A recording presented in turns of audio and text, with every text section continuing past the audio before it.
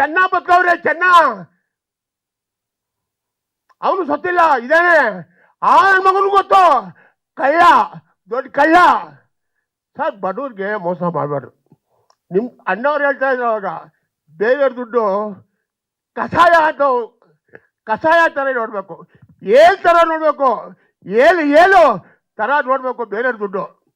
ನಮ್ಮ ದುಡ್ಡು ನಮ್ಮದು, ಹಂಗೆ ನೋಡ್ಬೇಕು. ಈ ಅಕ್ಕಾಯನೇ ಇಲ್ವಲ್ಲ ಸ್ವಾಮಿ ಇವಾಗ ಹೆಂಗಿದು. ಅವಾಗ ಅಣ್ಣವ್ರು ಹೇಳ್ತಾ ಇದ್ರು, ತಾಸ ಹೋಗ್ತೀನಿ ರೀ, ಹೋಗ್ರಿ ಇನ್ನೊಂದು ಡೇಟ್ ಕೊಡ್ತೀನಿ, ಮಾಡೋಗ್ರಿ.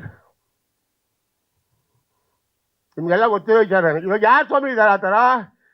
ತಾಸ ಹೋಯ್ತಾ, ನಾಷ್ಟ ಆಗೋದ ಬಿಡು ಅವನು, ಅನ್ನ ತೊಂದರೆ ನಾಷ್ಟ ಆಗೋದ ಅವನು ಅಂತಾರೆ. ಯಾಕೆ ಅವ್ರು ಉಳಿತಾರ? ಯಾರು ಉಳಿಯಲ್ಲ, ಎಲ್ಲ ಮಣ್ಣಿಗೆ ಹೋಗ್ಬೇಕು. 3 ಅಡಿ 6 ಅಡಿನೇ ದೇವ್ರು ಕೊಟ್ಟಿರೋ ಮನುಷ್ಯನಿಗೆ, ಅದೆಲ್ಲರೂ ಗೊತ್ತು, ಇಡೀ ಪ್ರಪಂಚಕ್ಕೆ ಗೊತ್ತು. ನಮ್ಮ ಇಂಡಿಯಾ ದೇಶದಲ್ಲಿ, ಈ ಭಾರತ ದೇಶ ಬಂದಾಗ 35 ಕೋಟಿ ಜನಸಂಖ್ಯೆ ಇತ್ತು. ಅವತ್ತು ಬರ, ಊಟ ಇರಲಿಲ್ಲ, ಅಲಿತಾ ಇದ್ದೋ ಬೀದಿಗೆ ನಾವು. ಅಂಬ್ಲಿಲ್ಲ ಹಾಕ್ತಾರ, ಅದೆಲ್ಲ ಹಾಕ್ತಾರೆ, ಇದೆಲ್ಲ ಹಾಕ್ತಾರೆ ಅಂತ ನಾನು ನೋಡಿದ್ದೀನಿ. ಇವತ್ತು 145 ಕೋಟಿ ಜನ ಇದ್ದಾರೆ. ಅನ್ನ ಇಟ್ಟಾಡ್ತದೆ ನೋಡೋದಲ್ಲ, ಅದು ನಿಮಗೂ ಗೊತ್ತು, ನಮಗೂ ಗೊತ್ತು.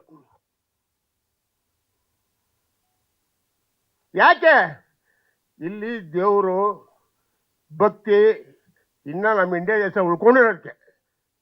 ಬೇರೆ ದೇಶದಲ್ಲಿ ಯಾವ ಸ್ವಾಮಿ, ಬೇರೆ ಇಡೀ ಪ್ರಪಂಚ ಸುತ್ತಿದ್ದಾನೆ. ಬೇರೆ ದೇಶದಲ್ಲಿ ಭೂಕಂಪ ಏನಕ್ಕಾಗುತ್ತೆ, ಅಲೆ ಸಮುದ್ರ ಅಲೆ ಏನಕ್ಕಾಗುತ್ತೆ? ಅವ್ರಿಗೆ ಭಕ್ತಿ ದೇವರು ಏನೂ ಇಲ್ಲ.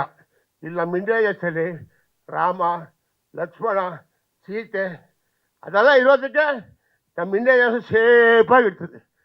ಯಾಕೆ ಅಂದರೆ ದೇವ್ರನ್ನ ಪೂಜಿಸಬೇಕು, ಆಮೇಲೆ ತಾಯಿ ತಂದೆ ಅವ್ರಿಗೆ ಚೆನ್ನಾಗಿ ನೋಡ್ಕೋಬೇಕು.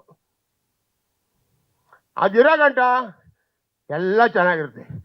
ಏನು ಸ್ವಾಮಿ ಮೋಸ ಇವಾಗ ನಾನು ನೋಡ್ತಾ ಇದ್ದೀನಿ.